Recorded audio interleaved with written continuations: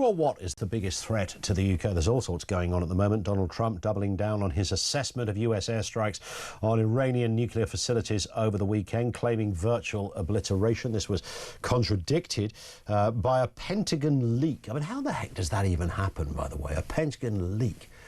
If you were the leaker, you're not talking about like 100 years in jail for that. It suggested, nonetheless, Iran's nuclear program had only been set back by a few months. Meanwhile, this morning at that press conference, NATO chief Mark Rutte even called the president daddy. I'm not kidding you, as he praised him for holding the ceasefire together. It was a little bit, kissing up, shall we say. But hey, that's how these things work. It comes as Prime Minister Keir Starmer has revealed plans to buy a squadron of F-35A jets capable of carrying nuclear gravity bombs, warning that peace can't be taken for granted and Britain must prepare for attacks at home.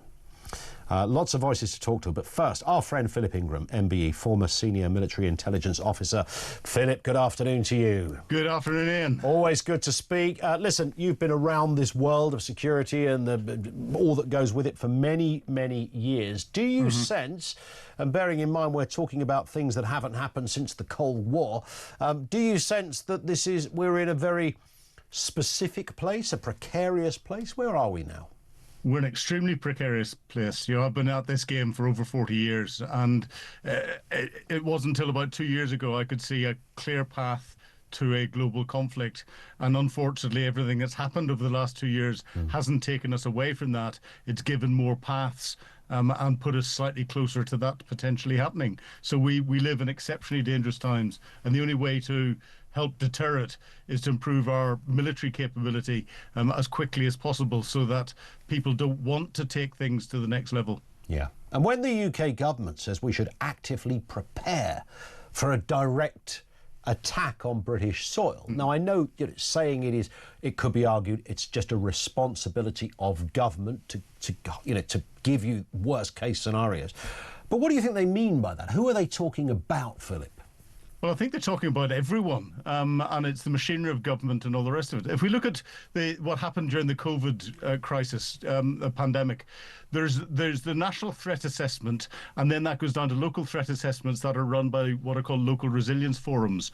The threat assessment as the biggest threat to this country had been a pandemic type situation, and that had been out there for over 10 years. And we weren't prepared for it. So now is the time for the government to start talking bluntly and to start to use language that people begin to understand. So we start to take this seriously. We have got no preparations for the potential of this country being attacked in any conventional way, never mind in a nuclear way. And the threat is getting there. Yeah. And this purchase of the new F-35A jets, real capability there. What is your reaction to that? Was this already penciled in for purchase, or is this a reaction to current events?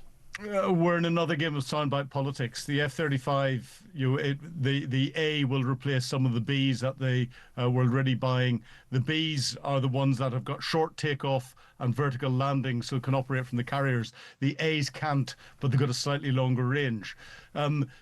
Their components on them are not all the same, so it's going to be more complex logistic chain. The A version cannot be refueled from British air tankers, so we'll rely on someone else to refuel them after they've taken off. That means that they're not operating independently. The Americans control the B-61 nuclear bombs that the government is saying that could be used on them. So we'd have to ask the Americans to give us the bombs, to put them in, to then use them and seek their permission to use them. And I understand these 12 aircraft, which, in itself is not a large number. The Germans and the Italians are buying 100 between them. These 12 aircraft are going to be used in what's called an operational conversion unit. So 207 Squadron of the RAF, allowing pilots to change from their training aircraft into operational flying and learn to fly the F-35. When I was a kid and a teenager, Philip, there was always that talk, before the Iron Lady came along and this is a woman we can do business with and all the rest of it. Two Tribes, Frankie Goes to Hollywood was playing on the radio. John Craven's Newsround was telling you how to build a nuclear bunker in your back garden. I remember it well. Yeah, indeed. Do I need to start digging the lawn up? You don't need to start digging the lawn up, but you do. If you could get the old booklets out that were circulated around that sort of time and start to read them, they'd help enormously. I think, as a country, we need to ensure that we are resilient and look at the resilience. The chances of us getting attacked by nuclear weapons still remain very, very, very remote. Terrorism is still the biggest threat. Maybe the current government is an even bigger threat.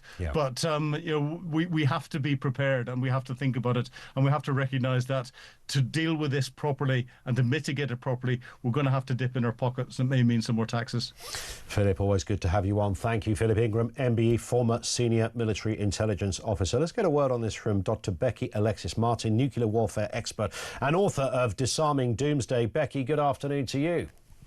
Good afternoon, and thank you so much for having me on board today. It's a pleasure. Listen, just, talking on the back to Philip there, the chronology of the human journey should have dictated that by now, I just mentioned the kind of Cold War and, everything that was happening with Margaret Thatcher and, meeting the Russians and the wall coming tumbling down and all of that threat of big bombs and those images of mushroom bombs, etc. should have been a thing of the past. We should be talking about that. Something well, that once happened, that could never happen again. There's a bit of deja vu going on at the moment. Yeah, I totally agree. And I think it's really interesting, particularly from a perspective of kind of our new air-launched nuclear capability, because this is going to be the first time since 1998 that we've got this capacity. And of course, we kind of wound it down after the Cold War. So we really are feeling this kind of cultural shift at the moment, I think. I'm quite intrigued as to see where it's going to go. So I also do a lot of work in the space of resilience, preparedness and emergency planning.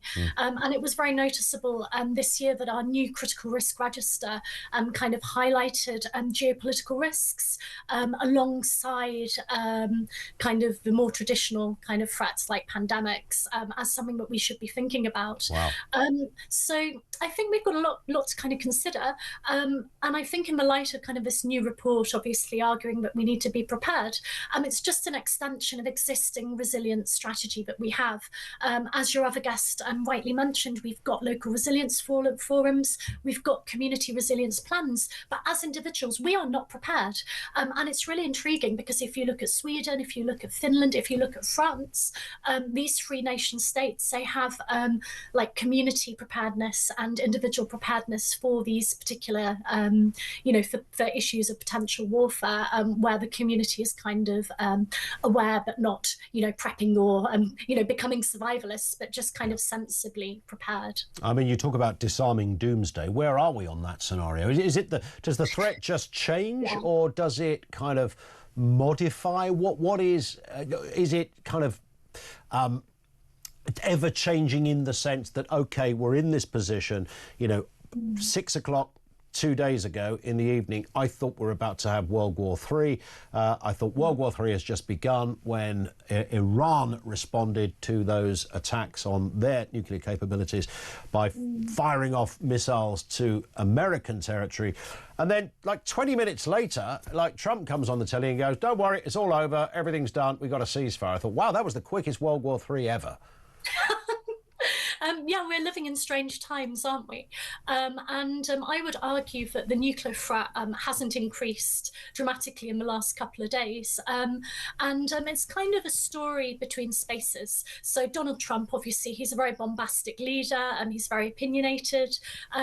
He's a populist. Quite often he'll kind of say what he thinks the people want to hear. And so while there has been damage to the Iranian nuclear facilities that will hopefully prevent them from proliferating for a while, that's not the full story. Of course, Iran may still want to retain nuclear capacity. Literally just a couple of hours ago, it ratified new policy in its government to ban the International Atomic Energy Agency from inspecting nuclear facilities. Wow. But one of the things that I'm kind of hoping is that, Iran has been a partner for the Non-Proliferation Treaty, not particularly effectively, I would say, but it's still in partnership with this UN treaty. And so the thing I'm concerned about now is, will Iran kind of pull out of that treaty? There's already been the collapse of the Iran deal back in 2018. So we're thinking forward, I don't see Iran as kind of being a major nuclear threat. And I think it will whether it's months or years, it will take time for them to recover. But obviously we do live in a complex world. And my concerns are, North Korea and the increasing kind of issues with Russia. And just a final question, the same one I put to Philip before, and I only say this partly tongue-in-cheek, do I need to start digging a hole in my lawn and buying 77,000 litres of water? Absolutely not. So as somebody who worked in emergency planning before becoming an academic, I would argue that everybody should be a little bit prepared. You should always keep some water in, keep maybe some canned food in case you get a heat wave, in case you have kind of local issues. But I don't think it's time to resurrect the home front just yet. Glad to hear it, Becky. Nice to have you with us. Thank you for your time. Dr. Becky Alexis-Martin, nuclear warfare expert and author of Disarming Doomsday. Let's get a word on this from Jason Brodsky, Policy Director of United Against Nuclear Iran, based in New York. Jason, good afternoon to you, sir. It's great to be with you. Thank you. Nice to have you with us. Let's just first talk about that press conference this morning from Mr. Trump. I thought he was very effective. He was very emphatic about the position where America are at. America, as far as he was concerned, virtually a virtual obliteration was the word he used when he talked about those attacks the weekend. Now, of course, the only reason he needed to kind of reiterate that point was because we'd heard of a leaked report at the Pentagon. That's a brave soul who leaked something from the Pentagon, but nonetheless, that's where we're at, who suggested it wasn't that effective. And in fact, it's only set the Iranian nuclear capability back by a few months. What do you make of this? Well, I think that Defense Intelligence Agency report was highly questionable. It gave me some pause, to be frank. I think if you look clearly at some of the reporting, it says it was a low confidence assessment. And it's going to take a long time, longer than just a couple of days, for a full battle damage assessment to be done after the U.S. strikes. And other assessments that have been in the news media have suggested that the nuclear program has been pushed back and delayed for a number of years after the strikes. So I think we need to wait until the full battle damage assessment is concluded. But I think it's more in the realm of years rather than the months-long damage, and I think that there was a political motive likely in the leak of that report. Well, right, and yes, I would sense you're 100% right about that. But also just looking at, I'm not a military person or a weapons expert, but, assuming they pretty much got the target and looking at what they dropped on that facility, I think anyone could objectively see this was immense damage to whatever the heck was going on underneath. Yes, even today, Iran's foreign ministry is telling Al Jazeera that there was a significant damage done to its nuclear installations. And let's not forget, it's going to take and cost the Iranian government a lot of money to rebuild those nuclear installations. It costs money to build up a nuclear program. There have been some estimates that the Iranian nuclear program has cost the regime since 2006 around $500 billion to construct. And so when Iran is under sanctions right now, punishing American sanctions especially, and that's depriving them of resources, it's going to take them a long while to rebuild those capabilities to a full extent. Indeed. And Jason, where do you think Iran were at with their capabilities from the point of view? How far away were they from literally having a missile that they could fire into Tel Aviv and destroy the place? Well, I think that before the nuclear program was struck by the United States, the U.S. intelligence community had its years-long assessment, really, that the Supreme Leader had not made the decision to weaponize. Nevertheless, the Iranian regime had undertaken activities that would put it in a better position should a decision to weaponize be made. And so with this U.S. strike, that will set back the ability of the Iranian regime to retain that nuclear weapons capability and option should a decision be made, and will delay that hopefully for a number of years. Yeah. And finally, we've been asking the question over here, who or what is the biggest threat to the UK? How are Americans seeing this? We look around the world, it's a kind of strange old place right now, a little precarious. We always often talk about North Korea. We can kind of mock the place, but, there might be something going on over there. We know about Russia, very temperamental. experimental regime. Anything could happen. Factor in Ukraine. China is there. We've got Iran. But where is the greatest threat, do you think, to Western civilization right now? Well, I think the great strategic threat to the United States and its allies like the UK is China. That's a very important long-term strategic threat. Some of the more acute threats in a very lethal way is the Islamic Republic of Iran. Let's not forget the Islamic Republic has been trying to kill and kidnap UK nationals on British soil for a number of years now, and these plots have become increasingly brazen, and it poses a threat to all kinds of UK nationals. Indeed. Jason, great to have you on, sir. We will speak again, I'm sure. Jason Brutzky, Policy Director at United Against Nuclear Iran. He's in New York. He was live there. Thank you to our guests on that one.